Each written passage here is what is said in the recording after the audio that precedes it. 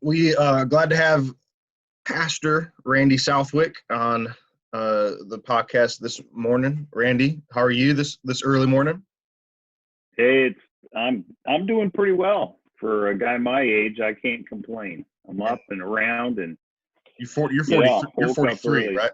You're 43. Yeah, with a few anniversaries in there. Okay. Yeah. Well, cool. Well, Josh and I, we interviewed Neil, and then we were kind of like wanting to keep it in the staff world, those who work or spend a lot of time at Element, and we figured that who better than the resident elder we would go with next. So yeah. So a lot of people I think know you, or at least know of you. I mean, they've seen you preach a few times at Element. They've seen you teach in Element University, and then just generally a lot of people come into our offices and they see you. Most people probably don't realize you're actually not Element staff, even though you put in just as much work as most of the guys. But you and Laurie run Solitude Place in the basement of the church, which we're glad to have you. I guess the first thing would just be, for those who don't know you, or at least know you well, kind of how did you get to where you are today? Like, what's the Randy Southwick story, an autobiography, if you will? Okay, well, I can share some of that. Now, you guys probably need to prepare yourself because you're going to hear dates that you really can't believe someone was alive during that time. It's sort of like the Earth's mantle was still pretty warm when I was born. Yeah. I had to jump around. Mm-hmm. My feet got hot. But yeah, Laurie and I, it's funny, we met in probably 1973. We were working at the same grocery store. We ended up getting married in 1975. Neither one of us knew the Lord at all. And after about 3 months, we realized we had made a huge mistake. And so we were like, this isn't going to work. And Laurie took a little trip over to her parents' house, trying to get out of the house, etc. And I was like, whatever. And so anyway, a friend of ours called around my birthday in 1975 and said, hey, would you like to go out and have pizza together? Which we did with them often. I said, sure. And so when I went there, he ended up saying, hey, would you mind coming to church tomorrow with us? And I'm like, church? When did you start going to church? I'd never seen that guy in a church in my life. He said, well, I just started going. It's a pretty cool thing. I said, well, what time is it? And he goes, well, it starts at 10, and then there's the Sunday school, and then there's the church. It goes on. So you get out of there about 12:30, 1 o'clock. And I was like, are you kidding me? So anyway, we ended up going, and there was a missionary speaking that day, and he shared the gospel. And when I heard the gospel, I was like, I got to go forward and accept the Lord. And Laurie actually went with me. We went down to the front and prayed, but she really wasn't sincere. She was just doing it for me, I think. And so it was another month later that I had the privilege of leading her to Christ, sitting and talking in our bedroom, just kind of talking about the day. And she just made the statement, I'm not really sure if I know Jesus. And so that was, it was a sweet time. And so then our first child came along, Justin. He's born in 77. And I felt a call to ministry right away. It seemed like when I accepted the Lord, I felt his tug on my heart to be in ministry. I didn't know how that was going to happen. And so I ended up moving to Park, Georgia, at the request of a friend of mine to come and help with the church. And when I got there, even before we got there, I had quit my job, sold our house that we had just bought. So we had no house, no job, nothing. And here we are moving a U-Haul across country to College Park, Georgia, which we had never been to. And when we got there, we realized that it was really God ordained. I was misled on some things, which kind of goes to the story of Solitude Place, which I could tell you about. But when I got there, I met a fellow by the name of Dr. Millard Cheek, who was the pastor of Mercer Avenue Baptist Church. And we were only there a year, but for that year, he was a man who impacted my life. I was like your guys' age. I was actually younger. I was 22 years old. Well, maybe Josh. I don't know how you look. How old you are. You don't have to tell us. That's Josh's age. Okay, well, I was 22 and he was in his 60s, and he so impacted my life. I still talk about him today, and he's been with the Lord for a long time. And as a matter of fact, I'm in my 60s, and I have so been looking forward to being in my 60s, because I remember saying, man, when I'm in my 60s, hope I can impact people like, Josh Cribb and get guys his age. And certainly that's what God's allowed me to do. And so what a privilege it is. So we were there at Mercer Avenue Baptist Church. He saw the call of my life. I was ordained there at the church, and I ended up moving back to Phoenix. And I went to Phoenix, and I was a youth pastor for about, I don't know, it seemed like 3 years or something like that, maybe a little longer. Anyway, ended up taking a pastorate in a small town in northern Arizona. And things didn't go too well. It was tough. It was hard on our family. And I ended up stepping down and resigning from that church. And when that happened, I felt like a failure. I felt like everything that God had called me to do, I had failed. And one of the things that God's shown me, and I think maybe just our time here, if there's one thing I really want to share with people is, look, failure is an event. It's not a person. It really is something that happens in our lives, but it doesn't define us unless we let it define us. But it really is just an event that happened. And so I ended up going back down to Phoenix. I took a job working at an ice cream or a dairy and an ice cream factory, and actually was there 16 years. And then after that point in time, a church that we were attending called and said, hey, would you mind coming on staff and being one of the pastors here? And so we decided to go. And while I was on staff there, even before I got to the staff, as a staff member, I guess, I went on a mission trip down to Mexico, and a friend of mine, Kevin Case, was leading. He's with New Tribes. I think they've changed their name now, but he does Bible translation. And so I went with him. While we were there, I just really poured my heart out to the Lord in this mission house that was on the border of El Paso and Mexico. And we were having devotions, and I was just like battling with the Lord. Lord, why did you call me into ministry? I had confused the fact that I thought, well, if I'm a pastor, I have to be on staff. I didn't realize God had been using me for a pastor for a long time. And so I said, well, I think I want to be on staff, Lord. Have you put me out? Have you thrown me out? Is it no more? And I remember reading a book by Ken Geyer called Intimate Moments with the Savior, and there's a story in there about the restoration of Peter. And I can't quote verbatim for you what's there, but on the left-hand side of my book, it said, what Jesus said to Peter was pretty amazing. But what he didn't say was even more amazing. He didn't say, hey, loser, hey, failure, hey, coward, hey. He could have gone on and on. And then on the right-hand side of the book, there was a line that just captured my heart. It said, I still believe you're the man for the job. When I read those words, it was like God just restored everything within me, that he still believed in me.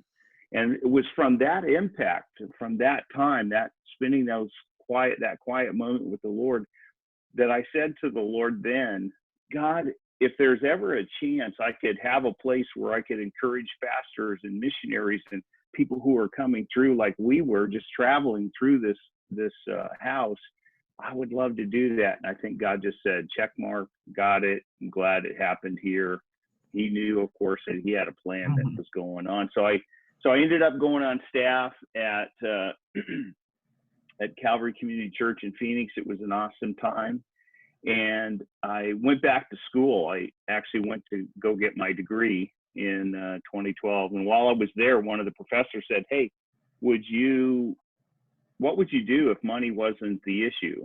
And which is a common question they ask a lot of young people. You know, I'm in my 50s and I'm like, what would I do? And I thought, well, I would do the Solitude Place. I kind of gave it its name and all that kind of thing. He said, write it out. So I turned it into him, and he said, man, that's you, Randy. That's what you ought to do. And I said, you forgot the first part of your question, if money wasn't the issue. And so he kind of laughed, and he said, no, I'm really serious. And right after that, it was kind of interesting. On my birthday, a friend of mine came to me, and he had some land in North Carolina.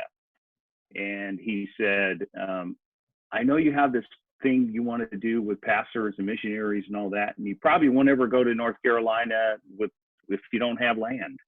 And I know you love North Carolina and you love the people. And I said, wow. And so he gave me 2.25 acres.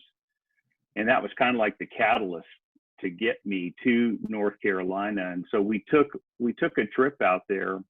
And when I was at a fair that a church had put on where all these kids were coming and riding and everything, a fella came up to me. He's in overalls, and he's one of the deacons at the church there. And he said to me, he was just telling me the story. I said, tell me the story of the church. And he was telling me how God supplied. And then all of a sudden, out of nowhere, because I had just stood looking over that field saying, Lord, how would I ever move here? I don't have a job. I don't have a home. And suddenly I kind of realized I've been here before. I don't have a home, don't have a job, don't have a place. And he says to me, Randy, if God wants to do something, money isn't the issue. There was question one answered, if money's not the issue.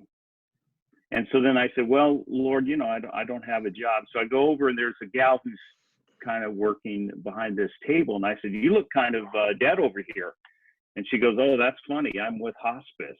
And I said, oh, I didn't mean anything. She was actually trying to tell the community about hospice. And I said, I've always wanted to be a chaplain for hospice or whatever. I've thought about it many times.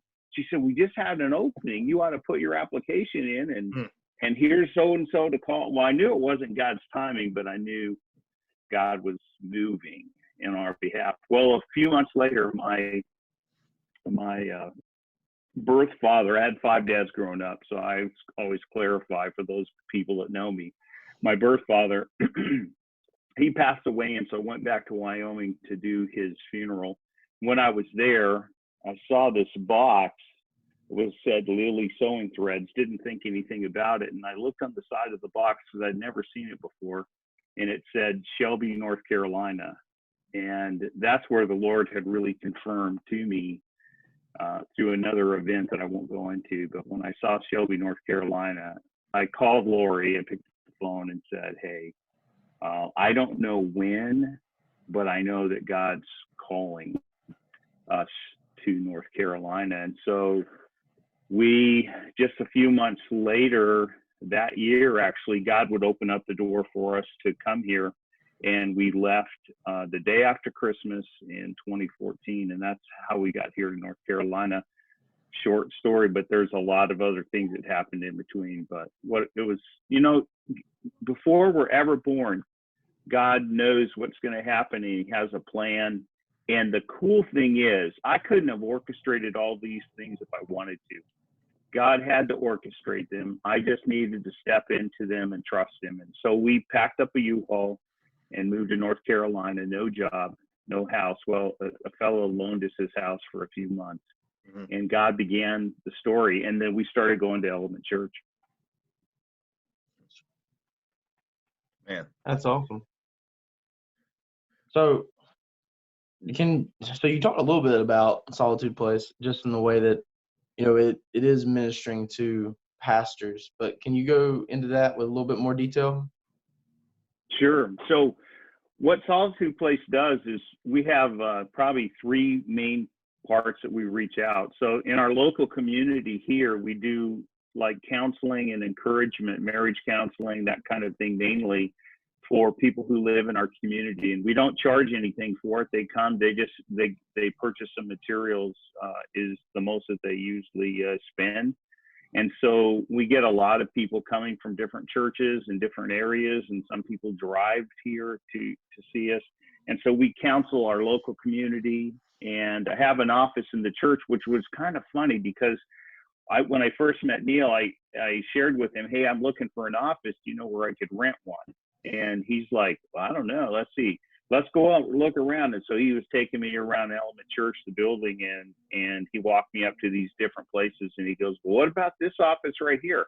And I'm like, oh, okay, well, how much is the rent, you know? And he said, well, let's see, you got air conditioning, you got internet, you got heat, you got, let's see, we're going to have to divide. He said, how about zero? And I said, what? And he goes, yeah, zero. And he goes, I said, are you kidding me? You would do that for us? You don't even know me. And he goes, oh, I know about the kingdom work, and it isn't mine anyway, so it's God's. So if you're not doing what you're supposed to be doing, God will move it on out. But anyway, is what he kind of implied. I don't think he said it directly. But so we ended up going there. So that's how we do the counseling there. Then we have an apartment that the ministry rents all over where we live. And what happens is we can actually bring pastors and missionaries in off the field or away from their church when they're struggling. And that's really my heart. A lot of times we don't think pastors go through difficult times, but they have death in their family. They have marriage problems. They lose children. Ministry can be so hard on them. Elders can bite. Sheep can bite. And God's just given me the opportunity to encourage them. And what I love about doing what I do and sharing with them is that I don't have to tell them a lot. They really know the answers. All they have to do is kind of let them process it and then kind of point them in the right direction. And then they're like, wow, that was so awesome. I'm so thankful that we came. And I can't even remember what said. But anyway, so we bring them here. They get rest. Sometimes it's just, we say rest and reconnect. So the rest is just sleep. Sometimes they just come and sleep for the first day, 2 days. They might not do anything but sleep. Then they refresh. They just get refreshed, doing whatever they want to, read a book, take a walk, play. I don't care. We don't have any set thing that they have to do. And then reconnect. The only thing we want them to do is really reconnect with the Lord. So we have that apartment, but before we had the apartment, what we would do is we would find a pastor or hear about a pastor who was going through a hard time and hadn't been away maybe with his spouse in a while. So we would just write a check to them and send a letter that said, hey, we love you from Solitude Place. Here's some money. What we'd like you to do is to take 2 or 3 days, go away, and we would provide it for them through the ministry, through our partners in ministry. And so we help people in that way. And then Laurie and I, the bulk of our encouragement and counseling is done just like this, not necessarily through Zoom, but through lots of different medias. And so we've encouraged people in India and in England and in Mexico and the United States and Guatemala. And I mean, there's just places that we've been able to encourage. And so I have a real heart for missions. That's always been special to me. I think every Christian ought to go on a missions trip and experience what that missionary is going through on a practical basis. Mm-hmm. You know, you mentioned Dr. Cheek, and I mean, I've heard you talk about Dr. Cheek a ton, and the impact that he made on you, and now you're trying to emulate, you know, which I can say that you definitely have. But what was it about Dr. Cheek, even in such a short amount of time, that left such a lasting impression on you? Well, there were lots of different events. He was a very humble man. So when people would ask him Bible questions, you know, he would always hand it off to one of the Bible guys around him, and he would kind of let them answer. So, but he was always in his Bible. Every time I saw him, every time I went to his house, he was just reading his Bible. He loved the Word of God. And that impressed me. But I think the thing that probably took me over the edge is one morning I had gone down to the church. It was Sunday morning, 7 o'clock, and I was setting up for junior church, what we called children's church back then was junior church. And I was setting up upstairs in the building. And so I got everything set up, and I'm going down the stairs, and I get into the hallway, and I hear somebody talking. And as I notice, well, I'm like, it's 7:30. There's nobody here. Church doesn't start till 10. What's going on? And so I start down the hallway, and I realize it's Dr. Cheek, and he's talking, and he's in his office, and the door's closed. And I thought, well, I'll just go down and say good morning to him. And so as I'm walking down the hallway, I realize he's praying. And so I just kind of stop, and I don't know if you're supposed to do this or not, if it's against the rules, but anyway, I just sat and listened to him pray. And pretty soon I still get emotional about it. I was overcome with the fact that he had a relationship with Jesus that just astounded me. And I felt like what I literally felt like I should be doing is laying on my face in the hallway. I'm convinced to this day that if I'd opened up the door, Jesus was probably sitting in the chair across from me. He had that kind of intimate relationship with Jesus, and that has challenged me for years, and never have forgotten that story, and still talk about him to this day because it was such my life. And I know that when I was there, I was hurting and going through all these things, having been misled, and yet he would speak truth into my heart and life. He actually, the other story he told me was when he was ordained into ministry, he knew what his call was. He was ordained into ministry. He hadn't gone to school, which I hadn't gone to school at the time because I was 22. And he said, so when they called me up to ask me some questions, they asked me like 40 questions, kind of gets quizzy. What do you believe about the Trinity? What do you believe about this? He said, Randy, I answered 2 questions. I didn't know the answers to 38 questions. And so when it came time to be ordained, when he asked me about being ordained, he said, now I'm going to ask you all the questions here in my office. And if you don't know the answers, it's okay, I'll help you. And he goes, I will not embarrass you in front of everyone else, because I know what it is to have a call and not have the education. I think he barely graduated 8th grade, but he's a doctor cheat, because everybody who knew him, and especially in the collegiate world, gave him an honorary doctorate because he was just an amazing man. But I think that was the other thing for me too, is being young in the ministry. He helped me see that God's call wasn't about where you went to school or what you did there or how you did it. It was about hearing his call and responding to the call. And so then Laurie and I were in the ministry there in 1978 and were ordained. So lots of impact in really a year, because we left about a year later. Yeah, and just for anybody listening or watching the questions, like, it's pretty traditional in Baptist circles when we get ordained during what's called an ordination council. A lot of times guys get grilled theologically. Yes. That's more old school. Like they didn't do that at mine, but which you were at mine. You were on my council actually. So whenever you came back to ministry in Arizona, what was what field was that? What was it that you were doing there? When I came back from Atlanta, from the Atlanta area, from College Park, I actually was a youth pastor at the church where I first accepted Christ. Came back, that pastor called and said, "Hey, would you come?" And he said, "Here's what I'll do. I'll give you on the job training." And so I ended up being a youth pastor for a few years, and then actually moved up into northern Arizona. And when you were at Calvary Community, what were you doing there? At Calvary Community, I was I guess you'd say the men's pastor, or the pastor over men's ministry was the main thing that I oversaw.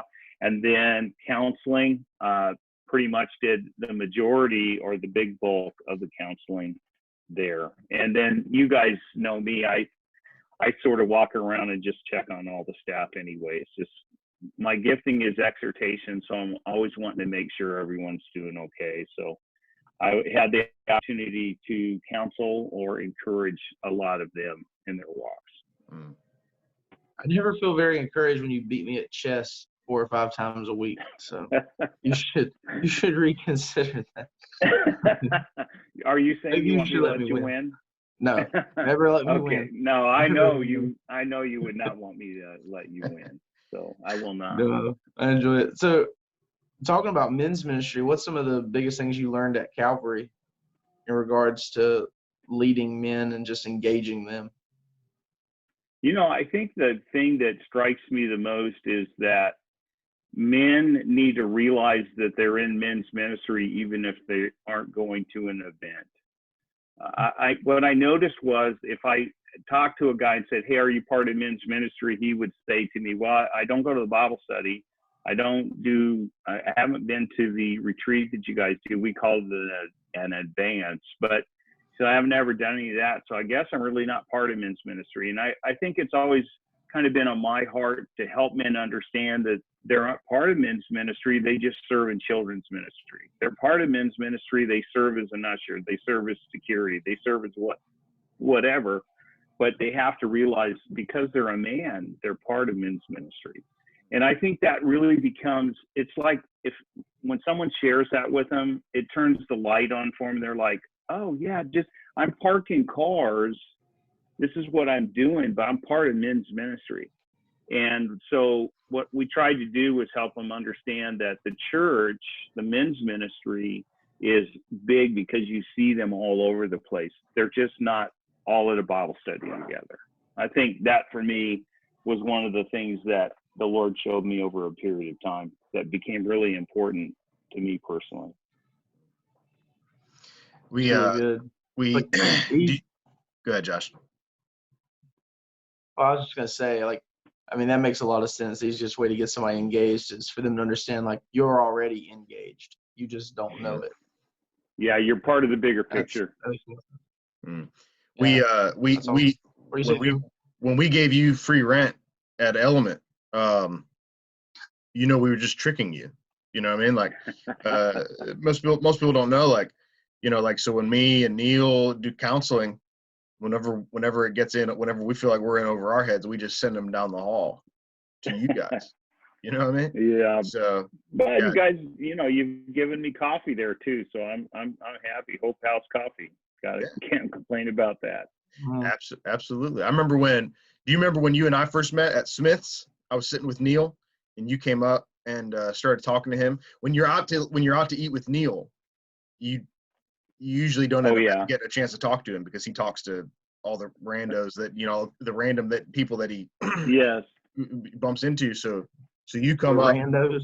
Yeah, you come up and start talking to him, and then I found out you were a Calvary Chapel guy too, and that was when our friendship started. Do you? We may have lost Josh. So, like I hear my doctor friends or nurse friends say that like doctors are the worst patients. Like if they go to the hospital, they're the worst. Are pastors the worst to counsel?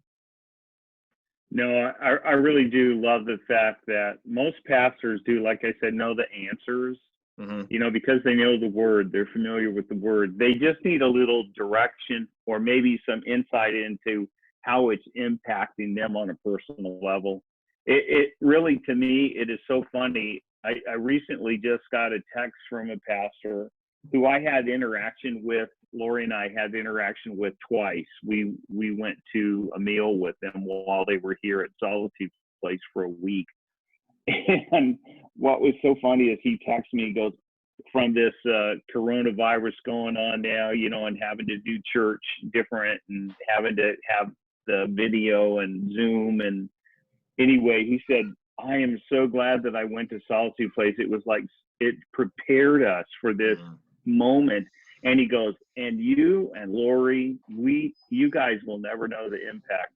And I just kind of laughed because I was like, I didn't really say much. He kind of counseled himself along the way. So the only time that it's tough for a pastor is when they think they know the answer and they're doing it, but they don't see their own fault, so their pride gets in the way. They don't necessarily want to admit that they have a fault. Yeah. But once they're open to seeing that, hey, we all have faults. And I think, remember in your last interview with Pastor Neil, he talked about the fact that people have strengths and weaknesses. And so when pastors realize their weakness, then they become strong. Yeah. So, and I mean, I've benefited from Solitude Place. I've benefited from not just my friendship with you and Laurie, but also having received counsel, from you guys. It is a strange place, but I will say this, I hear stories like yours and I'm thankful to have.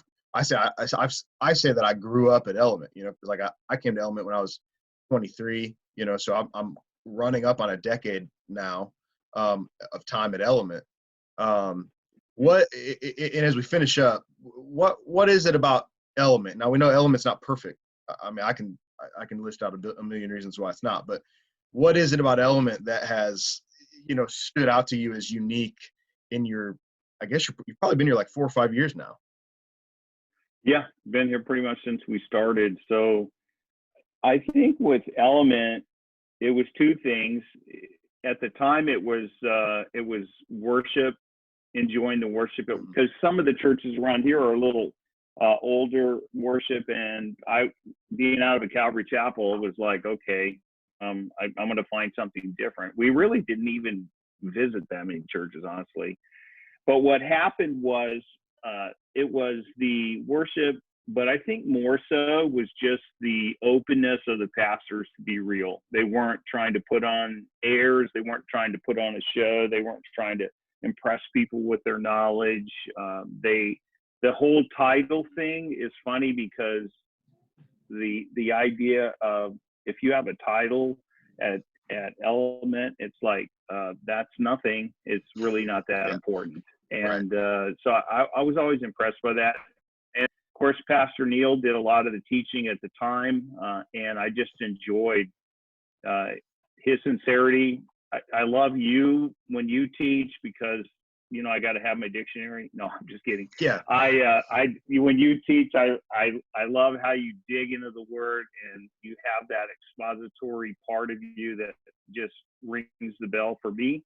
And then I think, like JR, he's just this down to earth guy who really wants to share the gospel, and discipleship became the key factor for us. Sharing the gospel one life at a time. To me, that was just like, wow, this is so awesome. So, yeah. Well, we've certainly benefited from having you. That's for sure, and continue to benefit. And so I'm glad that you gave us some time. I think anybody who watches this or listens to this is going to be encouraged. Because I think when I see you and Laurie, like over the last few years, as a relatively young guy, and Josh can resonate as a guy who's really starting his life in ministry and whatnot.